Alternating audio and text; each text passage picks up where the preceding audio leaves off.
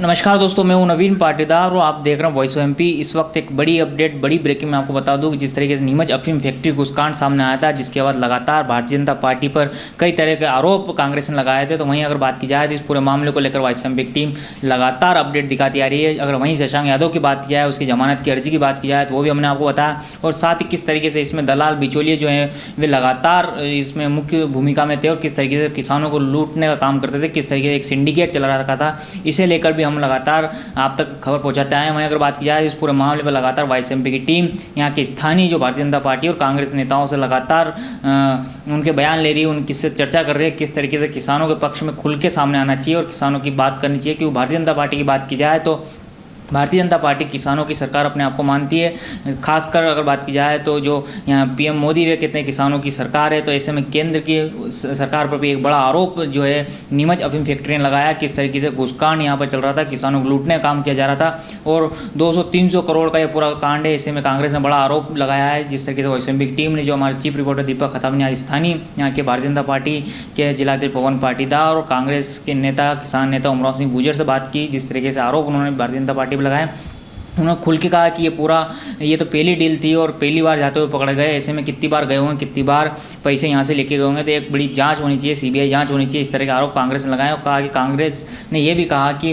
Bharatiya Janata party अपने आप को किसानों की सरकार मानती है, लेकिन यहाँ पर किस तरीके से लूटने का काम किया जा रहा है, किस तरीके से अधिकारियों को बचाने का काम किया जा रहा है, ये भारतीय जनता पार्टी के लोग कर रहे हैं। दूसरी तरफ अगर बात की जाए तो भारतीय जनता पार्टी ने भी इसका मुंहतोड़ जवाब देते हुए कहा है कि कांग्रेस का काम हमेशा आरोप लगाना है और किसानों को गुमराह करने का काम कांग्रेस का रहा है, ऐसा आरोप भारतीय जनता पार्टी ने लगाया। तो वहीं अगर बात की जाए जिस तरीके से वॉइस ऑफ एमपी की टीम लगातार बताती आ रही है कि जो यहाँ के जाने-मानी जो दलाल है, जो जिनको सब जानते हैं, अगर बात की जाए घसुंडी के दलाल की बात की जाए तो वे भी सक्रिय रूप से हैं। जीरन चीताखेड़ा के दलाल की बात की जाए तो वे यहाँ पे सक्रिय रूप से थे। छायन की बात की जाए, नीमका खेड़ा की बात की जाए, रेवली देवली के जो वो दलाल है उनकी बात की जाए और कतिपय जो मुखिया हैं उनकी बात की जाए तो कितनी बड़ी भूमिका इनकी इस पूरे सिंडिकेट में हमने आपको बताया था। क्योंकि लगातार इनके जरिए ही अधिकारियों तक पैसे पहुँचाए जाते थे और किसानों को लूटने का काम ये लोग करते थे। इस पूरे मामले की सीबीआई जाँच होना जरूरी, ताकि एक बड़ी चेन तोड़ सकें और दोबारा जिस तरीके से ये किसानों को लूटने का काम करते हैं इस पर रोक लग सके। वहीं हमने आपको ये भी बताया था कि किस तरीके से 25 किसान खुलकर सामने आए हैं और मंदसौर विधायक यशपाल सिंह सिसोदिया को लिखित में उन्होंने शिकायत दी है। उसके बाद उन्होंने एक पत्र जो है वित्त मंत्री निर्मला सीतारमण और सांसदों को भेजा है। उन्होंने कहा है कि ये पूरे किसान खुल के सामने आया और उन्होंने किस तरीके से उनके साथ लूट हुई है उन्होंने वो भी बताया। इस पूरे मामले की सीबीआई जांच होनी चाहिए। जिस तरीके से कांग्रेस के नेता जो जोगचंद है, श्यामलाल जोगचंद, उन्होंने भी जो है नार्को टेस्ट और सीबीआई जांच की मांग की थी। तो ऐसे में इस मामले पर लगातार राजनीति भी गर्माती दिख रही है। इस मामले को लेकर हमने जब स्थानीय यहाँ के नेताओं से बात की तो हम सुनाते क्या कहा उन्होंने। भारतीय जनता पार्टी की केंद्र में सरकार होने के कारण किसानों के और विशेषकर अफीम के किसानों के ऊपर अत्याचार बढ़ रहे हैं। अभी थोड़े दिन पहले ही सरकार के एक बड़े अधिकारी को 16 लाख रुपए ले जाते हुए पकड़ा। वो सारे पैसे किसानों के थे। वो तो एक खेप थी, पहले भी वो ले जा चुके होंगे और आगे भी उनकी योजना बन रही होगी।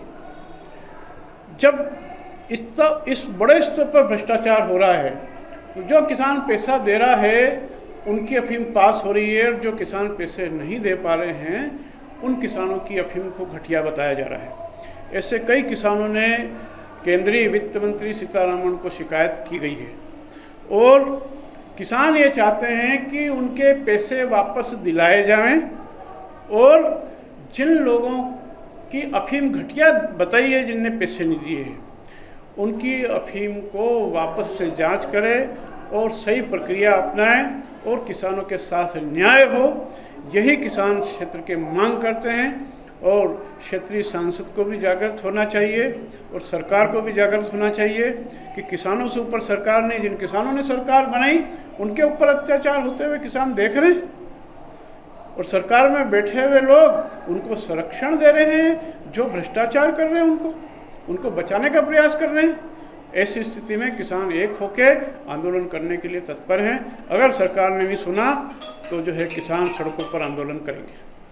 कितना बड़ा गौरधन चल रहा है, कितना बड़ा रैकेट चल रहा है ये जो है अवैध वसूली का रैकेट कई सालों से यहाँ पर चल रहा है। अफीम को पास कराने को लेकर और तस्करी में लोग शामिल हैं इसको लेकर।